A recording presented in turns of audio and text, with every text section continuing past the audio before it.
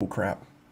What's happening, guys? Happy Sunday and welcome to Football Sunday School. My name is Memphis. You can follow me on Twitter at DWZ Memphis. You can follow Jesse. What is your? It's the FF Herbalist, right? You're on mute, Jesse. You're doing what we like to call here in the business pulling a Jerry That was a Jerry. Yes, you are correct, sir. at FF Herbalist, HERB, a list on Twitter, and you can follow the show at Dynasty Warzone. What's up, man? We were just talking before we went live with the show. We got a joint movie review. So the movie I know Carnage, the sequel to the Venom movie, came out, and I low key liked the first one. I liked the first Carnage movie. I thought Tom Hardy was fine. I thought it was okay, but we're not talking about that. We're talking about the Many Saints of Newark, the Sopranos prequel. Jesse, I'm gonna let you go first. You brought this to my attention. You're like, can I tell you about the greatest movie I've ever seen? I will give you a review here in a second, but Jesse, please, floor is In yours. reality, I was just so starved for Sopranos content and just, been waiting for this movie for over a year. So really, it was just, I was just happy to be watching Sopranos. It was a really, really good movie. There were a couple things. The guy that played Syl might as well have been a cartoon character. I mean, it Oh, was I a thought he little was over. great. I Did you? thought I thought it was a little overdone. I liked him better than the guy who played Paulie Walnuts. Yeah, he I wasn't thought the great guy who either. played Syl did great. He had the mannerisms down cold. He did, but that was about it. You know, I don't know. Well, but the movie itself, I thought was excellent. The acting was, for the most part, really good. Um, I mean, Michael Gandolfini Try not looks to do just too like him. many spoilers on a live stream. I don't want to do too many spoilers Yeah. because it's only been out for 2 days. It's on now. Where did you go to the theater? No, we watched it on HBO Max at the house. Say I did. I had to. I love that feel. I love that reason to have to go to a movie, and I thought it was spectacular. I'm a mob guy. My favorite movie of all time is Goodfellas. Is it Followed really? absolutely followed real closely by The Departed. My Yeah. wife and I share that. Is With that that is right? our favorite movie, Goodfellas. Yes, sir. I love it. And then The Godfather is right there in behind. So I love mob movies. I So thought it was good. real Sure. quick, if I could, we have the painting that Joe Pesci's mom does in the movie, who is actually um, the director. Again, I'm an idiot for forgetting his name, but Scorsese. it's Scorsese's mother in the movie. Hmm. So when she holds up the painting, he goes, yeah, one dog goes this way, one dog goes that way. What do you want from me? We have Yeah. that hanging in Yeah. our dining room. That's fantastic. Yeah, Scorsese did that before like Quentin Tarantino. A lot of people do that. They put the same actors in everything. Like Harvey Keitel is in just about everything that Quentin Tarantino does. That Right. lady who plays Joe Pesci's mom in Goodfellas is also in Casino. Oh, I didn't realize that. Smaller role, but another Scorsese picture. Anyway, I want to say this: it is two thumbs up. If you're not a big going to the movie fan, totally worth watching on HBO Go. It's 2 hours. It's not like an opus. Like I was expecting it to be a classic mob, 2.5, 3.5 hour picture, but it wasn't. And it actually moved really well. So no spoilers. We may do a full spoiler edition on the show next week. But what's an HBO Go account cost? Like $12? 10 Yeah, bucks? 15 bucks. $15. That would buy literally like almost one ticket at the movie theater by my house. So Yeah, same. worth $15. Good date night movie if your wife is like my wife, who's of Italian descent, or like Jesse's wife, who happens to be a Sopranos fan. And here's the thing: you don't have to have ever seen an episode. Nothing about this makes you feel like that you're missing out. You'll miss some of the jokes, you'll miss some of the Easter eggs, you'll miss some of the little things that like a hardcore degenerate like Jesse or I caught. But it's a great movie. And you know what else is great, Jesse? Football. I love Fantasy football. football, baby. Fantasy football. We've already got a couple of questions. I want to let them pile up a little bit. And I have some from our patrons over at patreon.com/Dynasty Warzone. Obviously, preferential treatment. Jesse, you ever been to Disneyland with the family? Yes. Well, You know Disney the World in Florida. yeah. The fast pass. You get the Yeah, little. we went for the first time this year, as a matter of fact. So you probably did the fast pass. We did. Hmm. Because you know you select the ones that you want, you dial it all in. That's kind of like what it's like being a patron over at patreon.com/Dynasty Warzone. You want to get your question answered, we know your name, right to the top of the list. And a lot of these questions are already being answered in our group chat. So let's jump into this, and I got a couple of other things to cover as well. First of all, we have a cheers from Darren. Darren, good morning, good afternoon. I think it's your time. You're over there in the UK. And then Nathan. And Nathan is my tag team partner in the Dynasty Warzone Tag Team Wrestling League. He says full point PPR, Bob Woods or Juju in the flex. You going Bobby Woods or you going Juju? I like Woods today. Uh, any game with Arizona is looking to be a shootout. I think we looked at it the other day. Stafford's the QB4 overall, and I just think that he's way too good of a wide receiver to be neglected for this long. I think McVay is going to make it a point to get him the ball today. Uh, I like Juju. Juju's not a bad start either. He's a little bit banged up though, but at Green Bay doesn't scare me either. I think they're both good plays, but I really like Robert Woods today. Yeah, I'm pulling it up right now. I like to use the stats. The Steelers are playing Green Bay, and Green Bay is. I'm looking. I'm using some stats here. The Cardinals are an okay matchup for wide receivers, and I'm not seeing the Packers. There they are. Not great. Not a great matchup. It comes down to who Jair Alexander's on for me. If Jair Alexander, and it looks like he'll probably be on Deontay Johnson with Chase Claypool out, so maybe a tougher day. Here's the thing: and I know he got hurt, but if Juju couldn't do it the other day with Big Ben threw 58 times, and completed like 40 of them, and he had like 3 for 25. I don't know. I think I'm going to go Bob Woods. I think Bob Woods is a connection issue. There's nothing wrong with the mechanism. There's nothing wrong with Bob. It's just per friend of the show, Nick Whalen, Bob Woods is second on the Rams in targets. There's this misnomer out there in the dynasty and fantasy community that Bob Woods is not getting any love. Well, he's actually got more targets than Higbee, than Van Jefferson, than Deshaun Jackson. He's just not got as many as Cooper Kupp. So he's certainly getting his opportunities.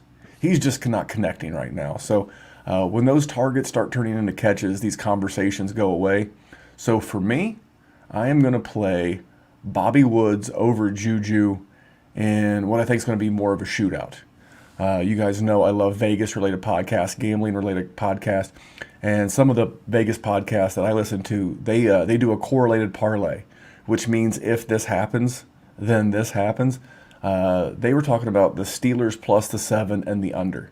I think it'll be a little bit of a slower scoring game, and because of that, I would rather go in the game that's got like a 55-point total and what could be a wicked shootout, and I'm going to go Bobby Trees over Juju in my flex. And he has a follow-up. Would you play both over a banged-up Lockett? Here's the thing about Lockett. He may be quote-unquote banged up.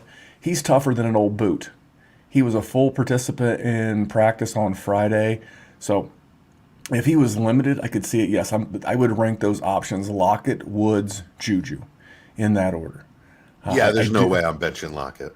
Yeah, that secondary in San Francisco without Robert Saleh calling the plays and without Richard Sherman, it just does not look the same. And they lost their best corner to an ACL. I think it was Jason Verrett, if I remember correctly. And it's just been a sieve in that secondary. So for me, easy peasy, Lockett, then Woods, then Juju.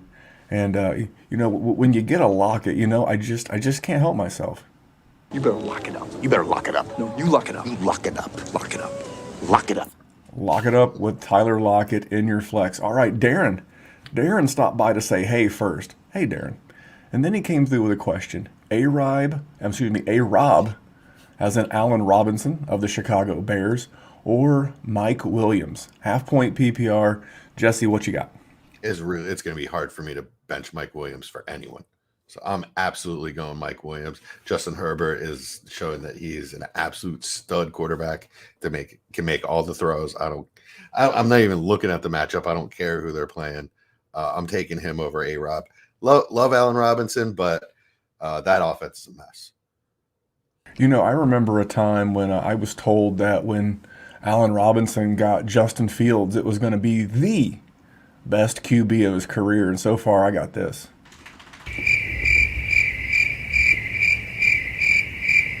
I don't know. I don't know what Justin Fields is.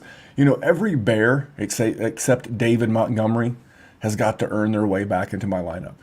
If I miss a big game against Detroit, but you know what? Detroit's been playing tough, and I think that's going to be a game. If I have my options, I would rather not. And I think this Raiders, I would rather not be going with Bears, even if they are going against the Lions.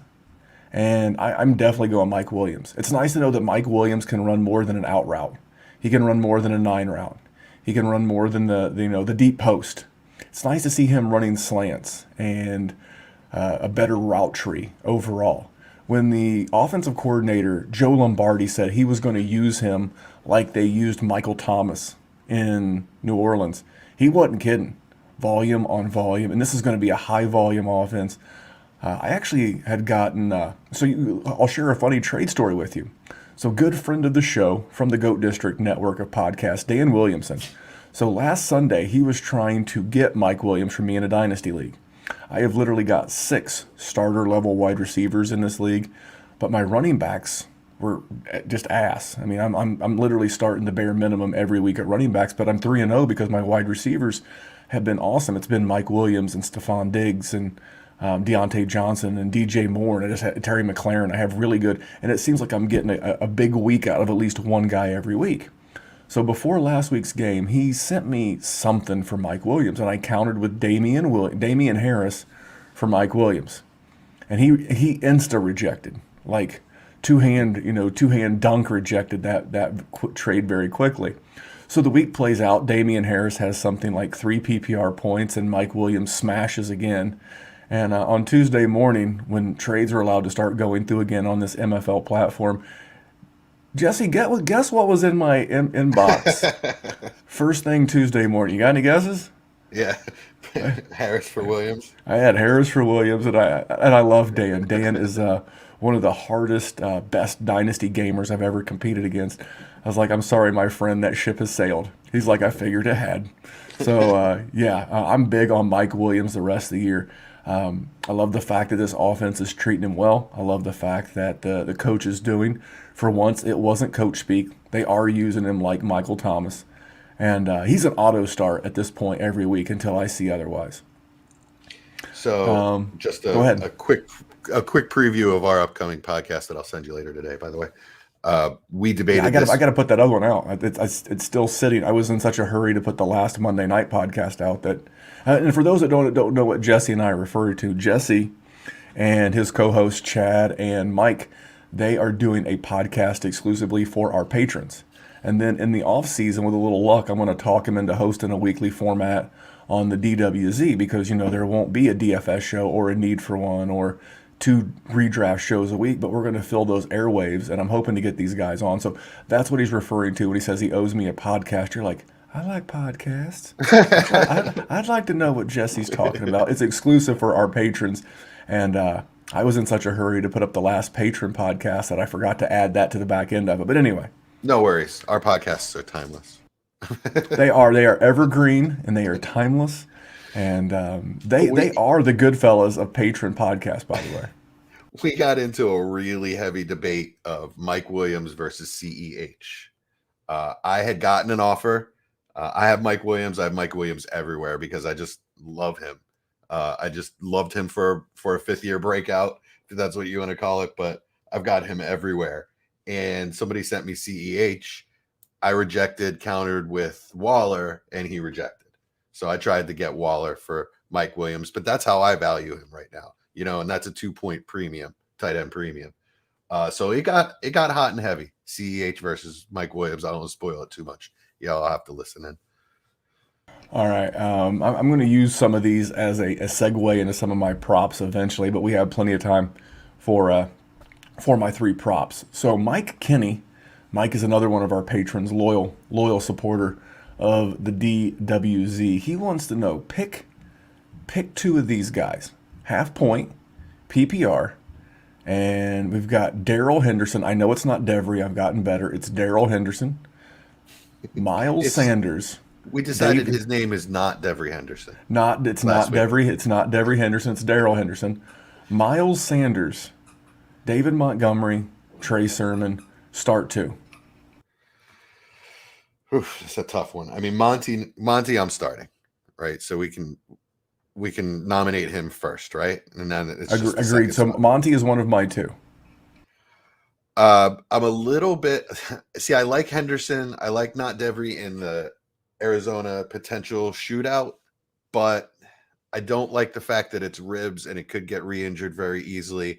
Also, Sony Michel looked pretty good last week, and he may have just earned himself a larger share. So it may just be a timeshare whether Henderson's healthy or not. So it scares me a little. Looks like Elijah Mitchell is not going to start or is not going to play. So Trey Sermon's viable, but I think I'm going upside in a Philly's going to have to throw to catch up against KC. It didn't work last week, but hopefully Miles Sanders catches a couple and maybe breaks a long one. That's what I would be going for upside over Trey Sermon. Yeah, for me, we're completely locked in on David Montgomery, especially against Detroit. Lock him in.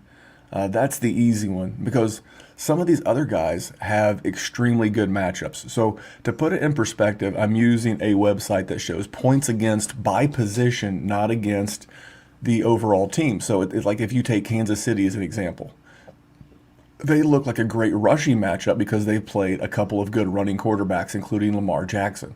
So that skews the numbers. But Seattle has given up the second most rushing yards to running backs on the season, 413. To put that in perspective, that is 55 more yards than the Jaguars, who have played 4 games. That's how bad their rush defense has been.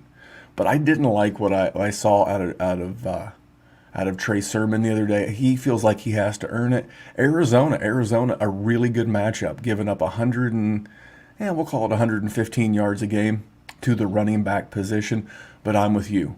One shot to the ribs and he could be done. For me, I would gamble. So Kansas City is a top 10 matchup in rushing yards given up to the running back position. They've given up 318 yards and 4 rushing touchdowns.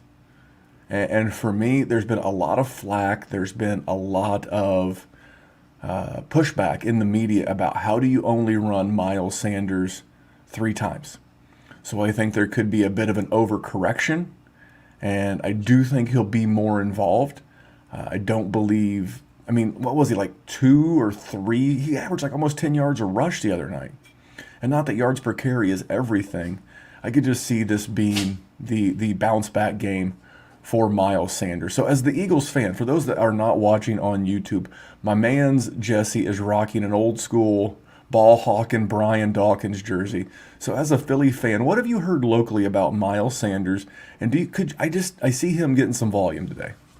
Well, the coaches loved him. That's all you hear is how much they love Miles Sanders and how they need to get him the ball. And they got destroyed for their game plan last week. I think you nailed it right on the head. Everything I hear is that Sirianni's going to have to overcompensate at this point just to show that he's not wasting his best weapon. And I think that kind of goes along with a game plan that you would implement against the Chiefs. Slow the game down. I feel bad for you. I know, because here's the thing. Unless you join over at patreon.com/Dynasty Warzone, you don't know what it is to sit through a game with Jesse as an Eagles fan. He knows. Jesse is a very smart man. He knows that the birds are in trouble, but that does not stop him from rooting, cheering, and ultimately suffering. It's like you know you're going to lose, but it doesn't take the sting and the pain out of it one bit. I This mean, it's this man is 47 a years. If I haven't learned by now. if not now, when? If not when, whenever. All right, let's move on. Darren Fitzpatrick, another member of the Patreon, said, "Hey guys, A-Rob, Sutton, or Pittman?" Man, you want to go first? Or you want me to take this one? I do want to go first. This might surprise you, but I'm going Pittman. Again, I'm afraid of that Bears offense. I'm with you. They got to earn their way back into the lineup for me. If I have a viable option to start over A-Rob, I'm doing it. Sutton, just read that they're going to be missing 7 players on offense, or 7 players total, including 2 starting guards because of COVID. First I've heard it. That's good though. That's good for some props. I believe it's COVID. Let me read what I saw here. This is courtesy Okay, so while you're doing that, I'll give you mine. For me, it's gonna be. I'm gonna rank them backwards of the order he dropped him. I'm gonna go Pittman, Sutton, A-Rob. And man, it stinks to say that A-Rob is my least favorite of those choices. But the thing that gives me pause about Pittman is that he's playing a couple of really tough corners in Byron Jones and Xavier Howard. But I will say this, Pittman's had like 12 targets in back-to-back games. I'm going to take that kind of volume. And Sutton may get a little extra attention because no KJ Hamler, no Jerry Jeudy, just could be more of a focal point of that Ravens defense. And Marlon Humphreys and Jimmy Smith, I know those are 2 of their corners anyway that are very, very good. Now, the Lions do have the worst corners of anybody in this trio. I can't trust a guy who literally had 1 passing yard last week. I can't do it. Justin Fields is the starter.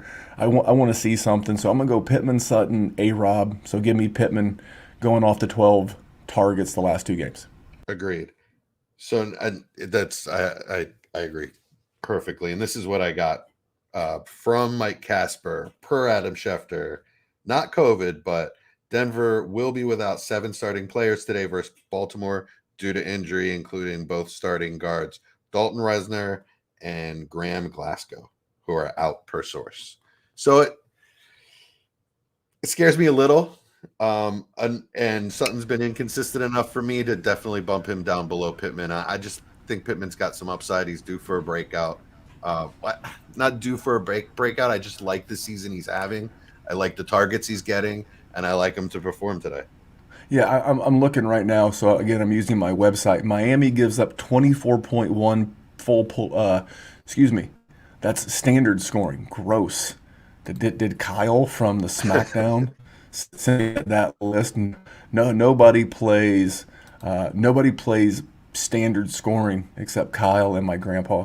Let's see here. Detroit actually, a sneaky bottom, top half of the league in point. They've only given up 37 points on average to the wide receiver position. And then if you throw out that really crazy Debo game, they've not been killed. Even Devontae Adams had a good game against them. He didn't have a monster game against them. And then I'm looking at Miami.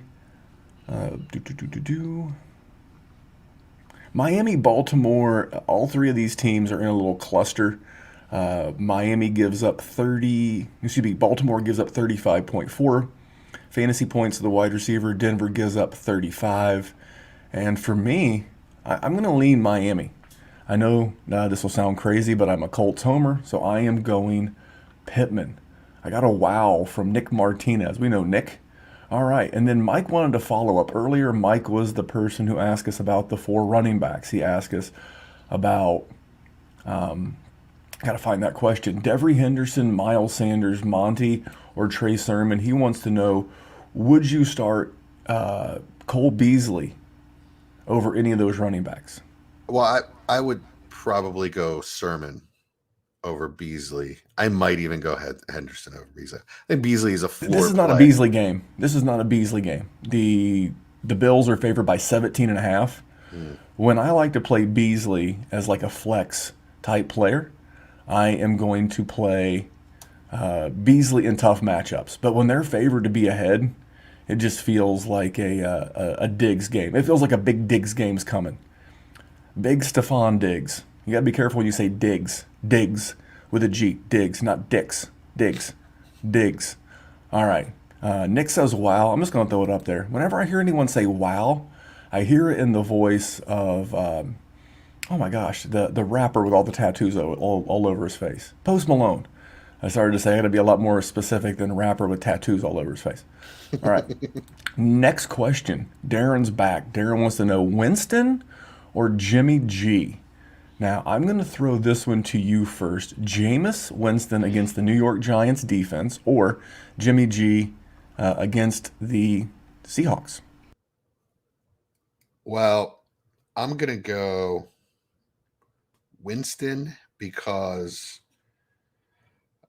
I just all right, so Winston's looked really bad at times this year, but so is Jimmy G. I just so inaccurate and late and off platform, and I'm going Winston, and it's just a gut feeling. I think both of those defenses have been decent but not great, right? Giants and Seahawks. Maybe you can give me some info on that. Well, Jimmy G is going to be one of my three prop bets of the day, so I will circle back. For me, Jameis has not looked good in any of his games, and it was after the touchdown. I believe it was the touchdown pass to Marquez Callaway last week. You literally saw Sean Payton yelling at him on the sidelines because even though it was a touchdown and he got away with it, it was a horrific throw. Oh yeah, when he was falling backwards. Yeah, it was just and just because he got away with it doesn't mean it was a good play. For me, I am going to take Jimmy G, and I want to make sure that this prop has not changed any. So this has got a really good under-over. The under and over in this game is 52 versus, I think it's 42. So Vegas is expecting 10 more points in the Seattle Niners game than they are in the Buccaneers and Giants game. And Jimmy G has a prop on DraftKings over or under 240.5 passing yards. That's going to be one of my three props of the day. I'm going Jimmy G over 241 yards. First of all, Seattle has given that up in 2 of 3 games this year.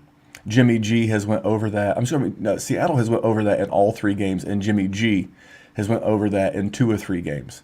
And in 3 career starts versus the against the Seahawks, Jimmy G has cleared that number.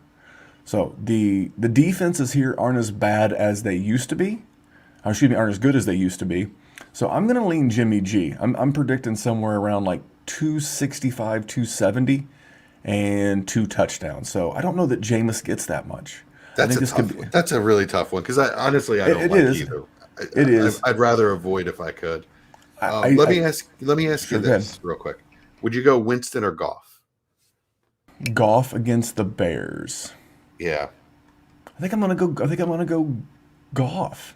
Nothing about the Bears defense. I mean, here's the thing. I think with all 3 of these guys, and you could put a lot of guys in this bucket: Winston, Jimmy G, Goff.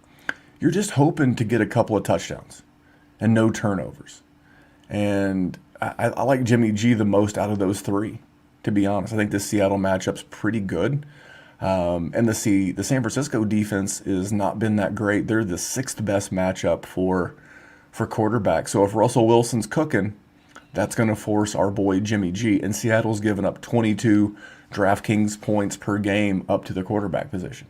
I think this is going to be a pretty high scoring game, as Vegas is indicating. So if I had to do that, I am going to lean toward Jimmy G, and that is one of my 3 props of the week. I'm going Jimmy G over 240 and a half to be technical. You got to get 241 to get there. You are laying a little extra juice. You are laying $1.45. That's because it's a good number. But I'll lay a little extra. I'll lay $1.45 to win $1. Thoughts on that before we move on? I'm gonna go. Yeah, I'm gonna bench Winston. So as far as the prop goes, I don't gamble too much, but I mean, you lay out a good case, so definitely sounds reasonable to me. All right, a certain Chad Mendoza sliding in there. He's wanting to know one of my new favorite nicknames in fantasy football. You want to go third and Renfro? That's Hunter Renfro for those who haven't heard the name yet. Hunter Renfrow or Will Fuller versus Indy. He's going to need an answer because that game kicks off here in about 55 minutes. So, yeah, Vegas is playing the I've Chargers got tomorrow night. I've got one for you. I've got a very simple Memphis answer. If you're an underdog and you need a big game to win, I'm going to go Fuller versus Indy. Their defense has not been good. My only question with Fuller is Jacoby Brissett good enough to take advantage of Fuller in this matchup? And then third and Renfro, I mean, he's going to be like 6 for 65 at a minimum. It feels like, 12 PPR points. If you want like a safe 10 to 12, you take Renfro. And if you want a super duper deluxe high ceiling, I think you got to go Will Fuller. I just don't see Renfro if you need a week winning play or a week winning matchup for it to be Renfro. Thoughts? Yeah, agree. I'm leaning Renfro just because the floor has looked really good this year. 9, 7, and 6 targets. I am pulling up some Vegas props. I want to tell you what Vegas thinks these two guys will do. So, Well, I will tell you that Will Fuller was getting looks in the end zone and deep last week. They weren't connections, but at least he's getting the looks. He's getting the high value targets. I agree. Yeah, if you need somebody that's going to put you over the top, if you need a high ceiling, go Fuller. If you're looking for floor, go Renfro. all right, got it pulled up right now. Vegas is predicting 46.5 over or under on Mr. Renfro. So Vegas is expecting somewhere around like 42. I'm going to try to get the Indy game and see what they think of the Dolphins.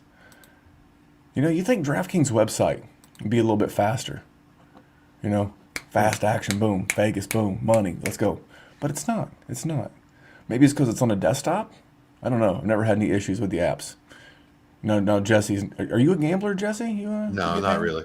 Not really. No? I about 20 years ago, realized that I'm just risk averse. When it comes to my money, I have a hard time when I lose. I just kill myself for a week. So I just can't deal with it. I can't deal with the losses, and that's why I have 21 fantasy leagues to keep me from betting games. Hey, everybody gets in where they fit in. The Will Fuller is 29.5 yards. That's his receiving yards prop. It's lay $1.10. If you want to go under, it's lay $1.20. I would definitely take the over on that. It feels like it, but you know what? While we're already on this game and we're already at 12:07, I'm going to hit you with my second prop. My second prop on this game is going to be Nyheim Hines, and it's going to be receptions. So his reception prop on the day, make sure they haven't moved it, has not, is over or under 3.5. I'm going to go over plus 110. So if he catches 4 and I win the bet, if I bet $100, I get 110 back. And here's some of the reasons why I like it. The Colts, I feel like, are going to be behind. They're the underdog in the game. The Colts receivers have not been playing great. Carson Wentz should still be limited. And in 2 of their 3 games this year, the Dolphins have given up 5, and 2 running backs have gotten 3. So against the Patriots in Week 1, James White had 6 receptions against the Dolphins. And then last week, both Kenyon Drake and Peyton Barber both had 3 receptions against the Dolphins. So I could just see in a game where Nyheim Hines seems to be more and more the focal point of the offense, which is odd to say when you have Jonathan Taylor. But they like getting him the ball in space. They like seeing what they can do with him. And I know 4 receptions for a running back feels like a big number, but I'm going to take it with Nyheim Hines. Thoughts on Hines this week? Yeah, I like that. I like over 3.5. It's really, he's done it all 3 weeks, right? He's definitely a part of that offense, no matter what happens. Yeah, up or down, and it kind of matches the way the game flows. So let me go ahead and get my third prop out of the way. That way I don't have to worry about getting them in. My third one is Anthony Ferchser of the Tennessee Titans. He was a full participant all week in practice with his knee. He banged up his knee in the first week. 2.5 receptions over or under. If you go over, you get plus 140. So you bet 100, you get 140 back. It's 2.5. He's got to catch 3 balls. Let me ask you a question. Who is he competing for targets with? Derrick Henry, Westbrook, Isonis? I don't even I know. yeah, I didn't know who that guy was It's not before Julio 2 weeks ago. Jones. It's not A.J. Brown. So for me, I'm going to go Ferchser over 2.5. I thought that was a smash, especially getting plus money. That's the part of it I couldn't figure out was getting the plus money. Yeah, with those two guys out, that's a really good bet. Plus 140. Well, and look at me continue to segue like a professional, Jesse. Our good friend, he DM'd me this. This is my buddy Zach Camps. Zach is a great dude, and he wants to know Danny Jones. And if you're going to call him Jones, it's Daniel Jones, and if you're going to call him Danny, it's Danny Dimes. But Danny Dimes or Ryan Tannehill with no weapons. And in fairness, does Daniel Jones have any weapons? Yeah, Shepard and Slayton are out. So yeah, I mean he's still got Kenny G and Saquon And and Evan Ingram. Evan Ingram, right, and Kadarius Toney. So I like Danny Dimes there. Plus All right. his legs are his best weapon anyway. You stole my thunder, you SOB. Yeah, that's the whole thing. Is that I could really see Danny Dimes does not get any credit. I think he has like what 95 yards in a game. I mean, he's going to give you a passing touchdowns worth of rushing every week. So for all the other guys, the Staffords, the Bradys, the Matt Ryans, the statues that don't run a lot back there, Danny Dimes is going to get you. And basically, what I like to see Danny Dimes do is that his rushing floor basically pays for a turnover or two. Doesn't that seem to make sense? Yeah. So even if he does have a turn, although he's cleaned that up. And what's weird is that the better he's played, the worse this team's done. That's not on him; it's on the team in general. Because I think he's looked really good, including the guys at PFF are giving him some pretty good love. For me, it's pretty easy because here's the thing. So here's a betting prop for you. This will blow your mind. You ready? So what do you think the average over/under prop is for a running back? Like how many rush attempts would be their prop? Oh, So rush 12, attempts? yeah, 12, 13. Last week we went under 15.5 with Antonio Gibson and got home. So your average running back, I would say, given all the timeshares, 9 or 10. You know, most of them are fluctuate between 10.5 and 15.5. What do you think Derrick Henry's is this week? 23. 27 and a Wow. half. Wow. If that doesn't tell you everything that you need to know about the game script and how Vegas sees the Titans playing the Jets, they're just going to hammer Derrick Henry all day long, take the wind out of their sails, and they don't do half bets. But if I were to do a bet, I would go. I would look at the under the first half because I could see this game starting off really slow, getting some garbage times late. I see you're looking at something. Do you have a question that I'm not seeing? Yeah, I'm sorry. I'm going over inactives. So You're good. do you have that breaking news drop? Oh, yes, I do. Give me just 1 second. Thank you for being a professional and asking for it. Jerry, it's like, pulling teeth with that friggin' guy. All right, here we go.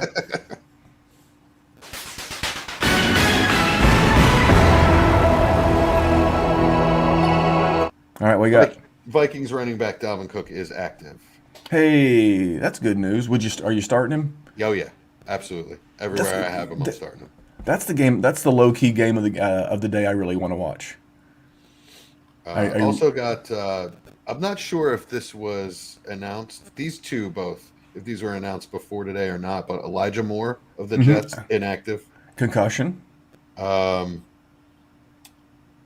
don't know if the Bears announced this prior to today or not, but wait a minute.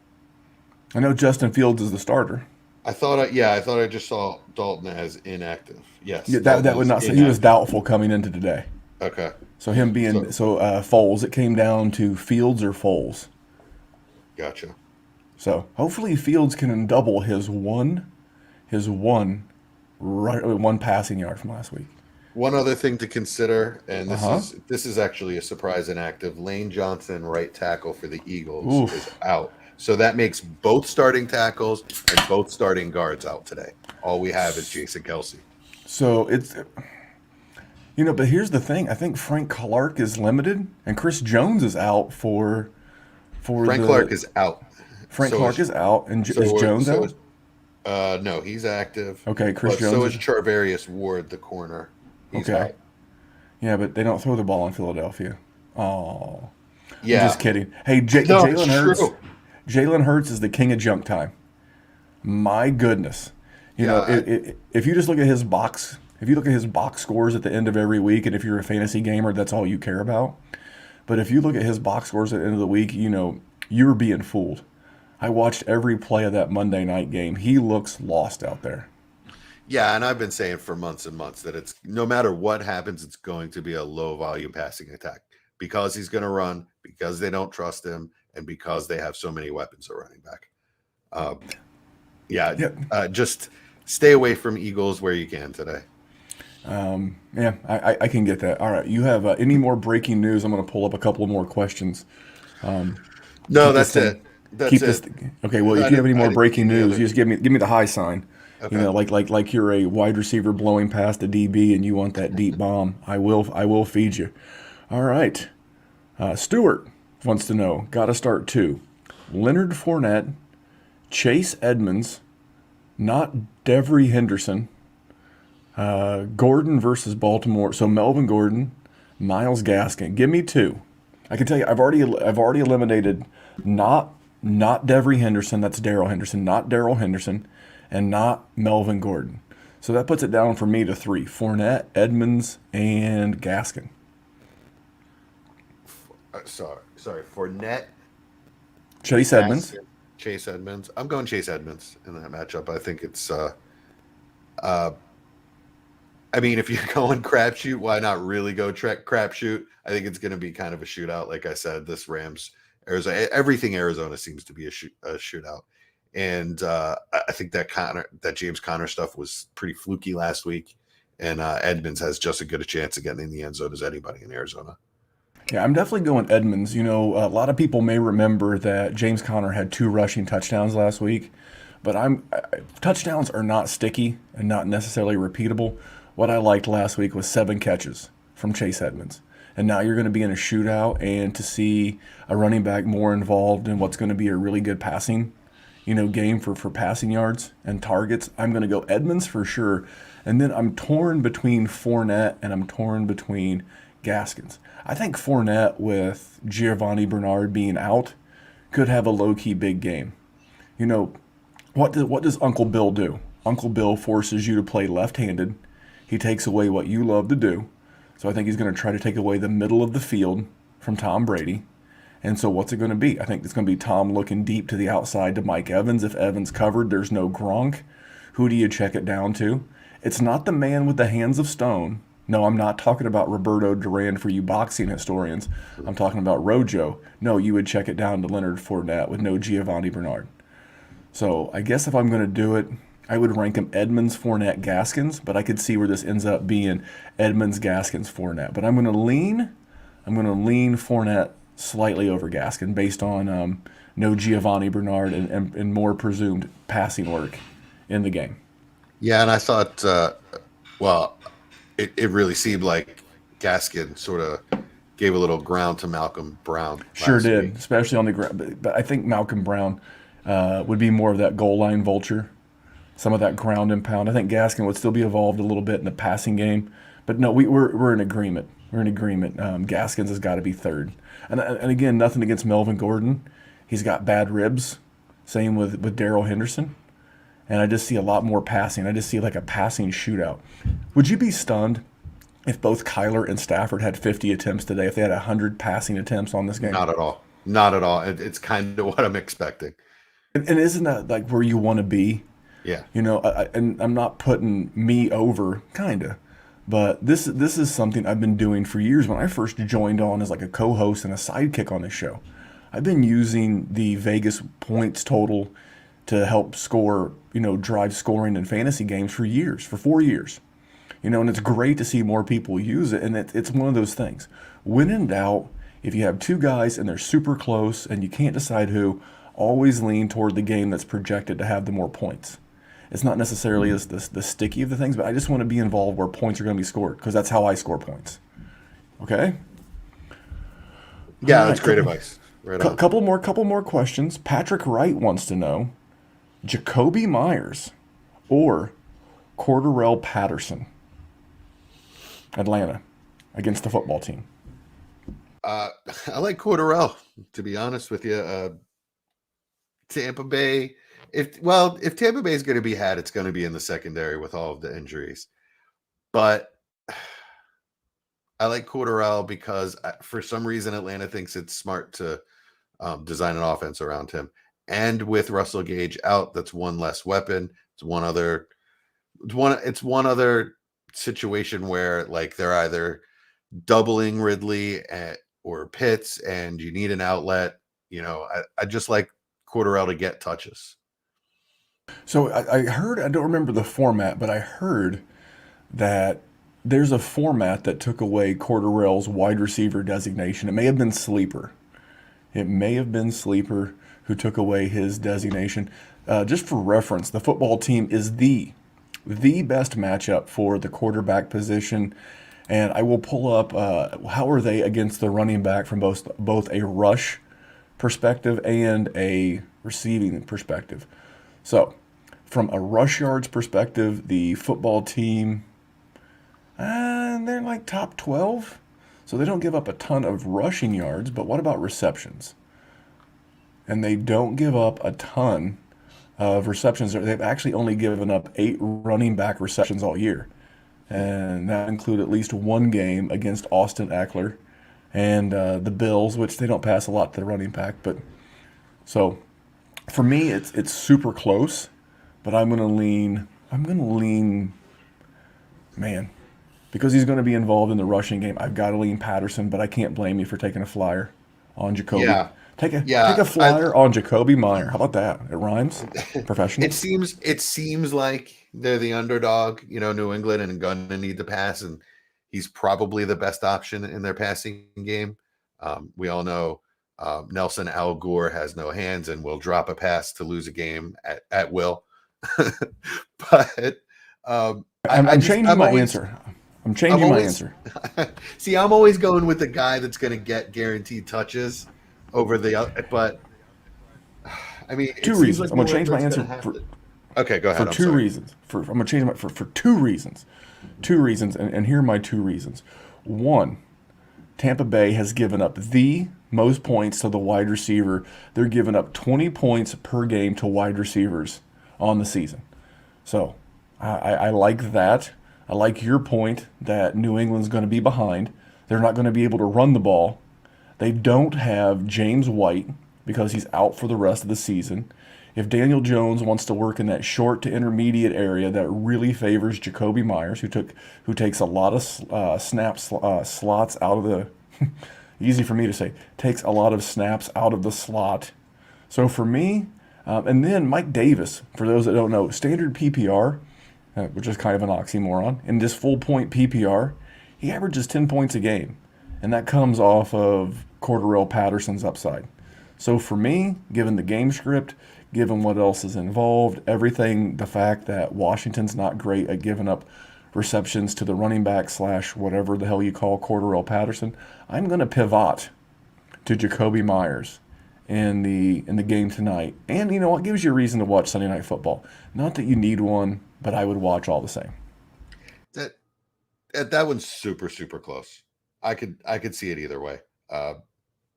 Again, yeah, looking at points to the wide receiver position just instantly, it's like it's not even close. I mean, Tampa Bay, think about it. Jacksonville, would you consider Jacksonville a good defense? No. On the season, Tampa Bay has given up 18 more PPR points on the season than Jacksonville.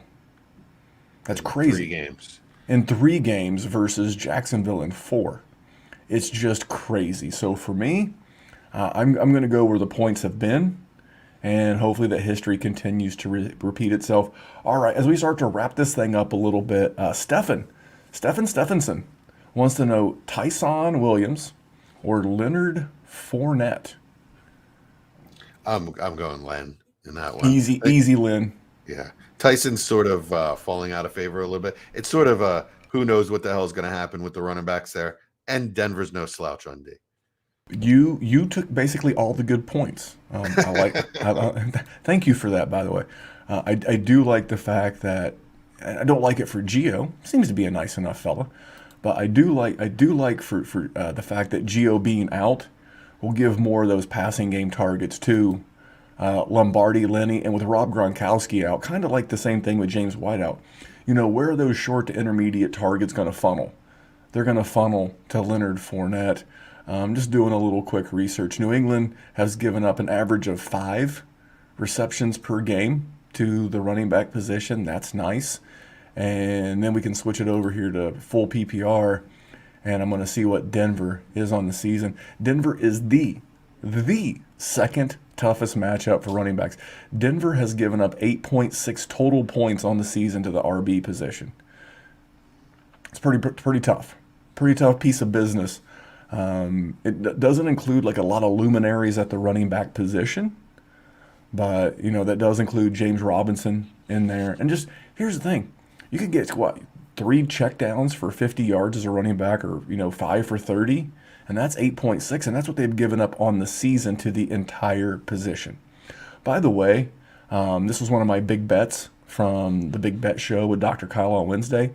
You know how Carolina's defense is scary right now. They have given up 94 rushing yards on 43 rush attempts this year on the season. That's nasty. I mean, in 3 games, it's not even close. So what I will do is, if you follow the show, I will send you a link to this. If you subscribe to the show on YouTube and you send me a DM on Twitter, say, hey, I subscribe to the show, or I already am subscribing to the show, will you forward me the link that you use to get these fantasy points? Because you know what? You can use it every single week. It updates after every game, and I'd send that to you. What do you think? We'll share the link with them. It also helps me with my gambling props. I go through here, I look at props I like, then I cross-reference versus this. Hey, this number feels low, or this number feels high. Zeke's rushing prop. So this is the tool I was using. The Zeke rushing prop. It's only 58.5 this week. So I was hoping it was going to be 68, and I was going to smash the under. But that 10-yard swing versus what I thought it would be versus what it is not tempting me. But Jesse, do you have anything else? Looks like the questions are drying up, and we're about ready to shut this thing down. I'm gonna go hit the gym. I think I'm gonna hit the gym, watch the game on the big screen, take some calls, and some hangout with the patrons. Yeah, quick question. All right, so I've got a league. This is my fault, right?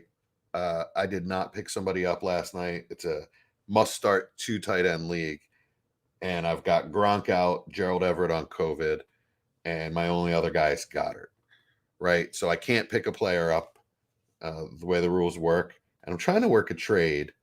Would you give up anything for Cole Kmet as far as a draft pick goes? Dynasty, or so you said draft pick, so that means it's Dynasty. Give me 1 second. Now you've got about 33 minutes. So here's the thing, and this is me. I keep these on my phone. I always keep references. Now I'm on my desktop because I've got the whole computer and everything set up. So I've got to switch over and go to a website. I want to just pull up a couple of names that maybe I would try to explore cheaper. Would there be any? And it might be hard in a must-start 2 tight end league. Would you think that Gesicki, GM? Okay. So same team, right? So this team has Gesicki, Dawson Knox, and Cole Kmet, and he's open to making a deal. I offered him Robbie Anderson for Gesicki, and he left me out of the building. As he should in that format. In a standard tight end premium, that's not egregious given those 3. But in the 2 tight end. Oh, you froze up. The stream's live, Memphis, but you're frozen up. So I lost a little. Yeah, I lost a little. I lost some connectivity. I think I have too many windows open. I'm pulling. What about Dalton Schultz? Dalton Knox. Dawson Knox. No, I'm saying this dude. I'm just throwing sorry. out some names that you might. Guys that I might make a play for. All right. What about Zach Ertz? Could you get Zach Ertz cheap? Well, And just hope for the best out of Philadelphia? I'm starting Goddard. So are That's we what I'm just going to saying start though. them both? I Same mean, guy. I would be looking for any like Same guy also has Ertz, by the way. So this guy, he's got Komet, Ertz, Dawson Knox, Gesicki. those Albert Aquabunum with the Broncos being down more weapons. I would just like go with like Dan Arnold's already played. He'd be a great dart throw. You're not going to get Pat. So what are you throwing out there for a guy like that? Dawson Knox, Zach Ertz, I think Ertz I'd throw a Pete third. Schultz. A third, okay. Yeah, I mean maybe a second from 2023. Okay. I mean you're looking for a Band-Aid.